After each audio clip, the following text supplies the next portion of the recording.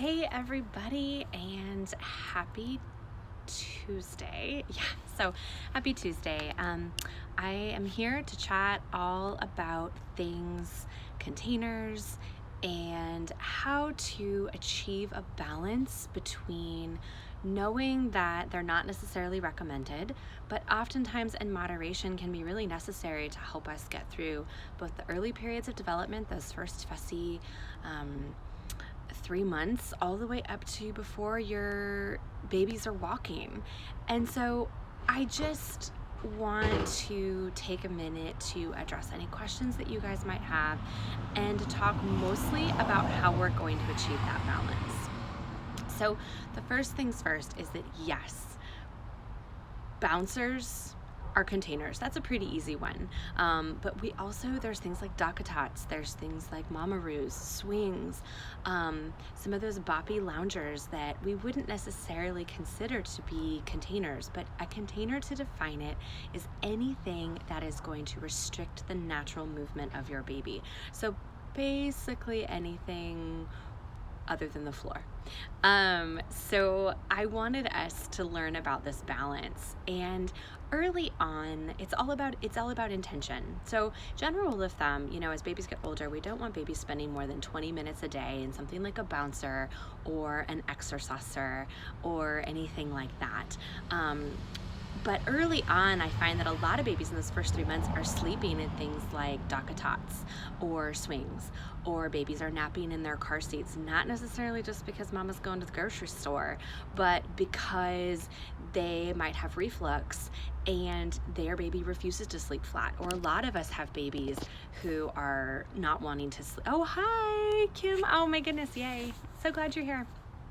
Sorry. So in those first 3 months, what ends up happening is our babies are using some of these containers to sleep.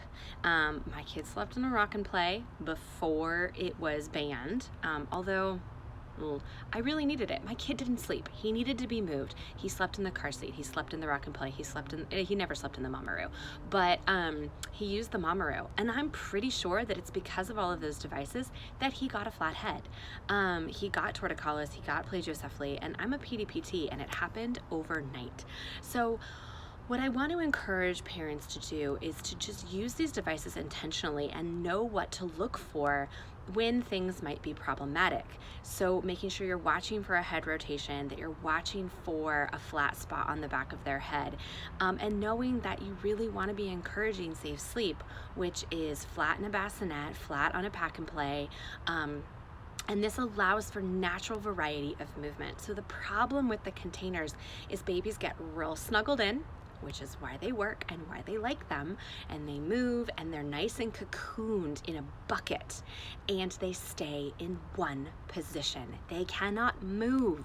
They cannot demonstrate variety. They can't move their head side to side to equalize the pressure, and before you know it, gravity has taken over, a flat spot has developed, and now they're stuck there. And so moving our babies and being really intentional and knowing, yes, you have to get sleep, but also knowing that the end goal is variety and a flat surface, and getting them down towards those surfaces that are flat, not going to cocoon them as they learn to control their bodies and have a little bit more variety. So those are things for the first couple of months, those sleep containers that are usually where the problems start to occur. But let's talk about sitting containers, because I think I have gotten it out there, but I'm just saying it one more time. Devices do not teach your baby how to sit. They do not teach your baby how to stand. So your baby is not going to learn how to sit using a Bumbo. And the reason I hate the Bumbo is because your baby has to have enough head control not to topple over. But by the time they have enough head control to when they're probably going to be independently sitting is like a hot second, and I think they're a genuine waste of money because of that. The lifespan that you can actually use the product is very small. But again, let's talk about buckets. Anything your child is sitting in artificially, whether that's a sling from a bouncer or like a Bumbo seat or a sit me up, their pelvis is in a scooped position. So they're sitting back with their pelvis rotated back, and they're not using, their pelvis is not coming up, they're not using the muscles in their trunk appropriately, they're not using their head appropriately, and they're not learning balance. So it can teach them a lot of artificial things, and it certainly does not teach them how to be upright. But you say, well, yes, but I need to put my baby down for 5 minutes to do the laundry. Yeah, we do. We have to put our babies down for 5 minutes. We have to be able to unload the dishwasher and yell at our toddler in my life, and you have to be able to get some things done 100%. But know that there needs to be a balance, and if your baby is going to be up in them, try to limit the time, 10 minutes, and then throw whatever time. I mean, a good goal I always gave myself is whatever time my baby was in a container, I tried to double up on that on the floor. So if they were in the container for 10 minutes, I tried to make sure they got an extra 10 minutes of floor time and tummy time. Or whatever position we were working on. And the reality is that the floor is where they are going to learn their motor skills. And they must learn how to roll. They must learn how to get in and out of every position. They must learn how to get in and out of sitting, in and out of standing, to get to walking. Babies do not go from static sitting to static standing to walking. But moms might say that their babies do that, but that's not how it's supposed to happen. And this is a little bit of tough love, because I am all about finding a balance, but this is like, put it on the 5 o'clock news.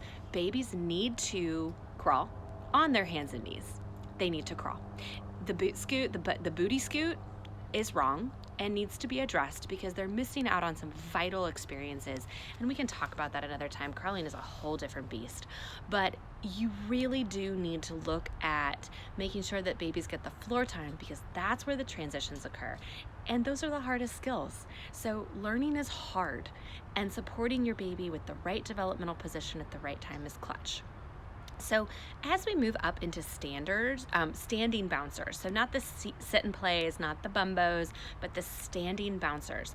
A static standing bouncer is going to be number one. I hate, and I mean hate, those door jam bouncers.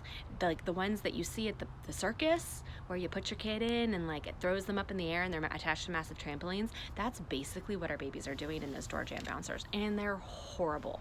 So if you are going to get a bouncer, the skip hop one is great, because you can raise the floor up to the child's feet. The most important thing is that they can stand flat footed. I do not want the babies up on their tippy toes, because that teaches them to toe walk. That's not how we stand. We stand flat footed with our pelvis and our trunk all beautifully aligned.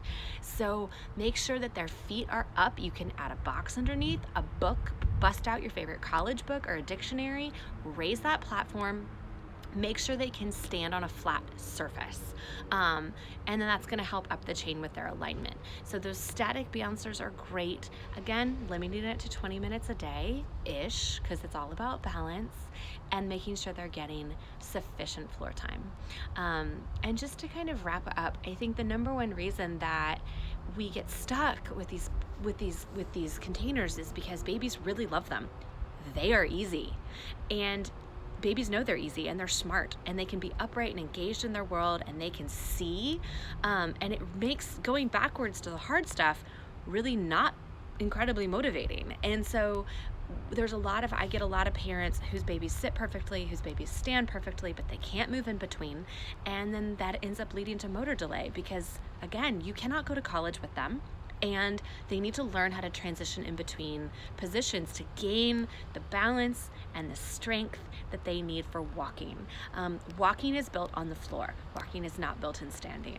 So I hope that was helpful. I'm going to caption it and add it to my feed. Y'all are great, and I hope you have a really great Tuesday.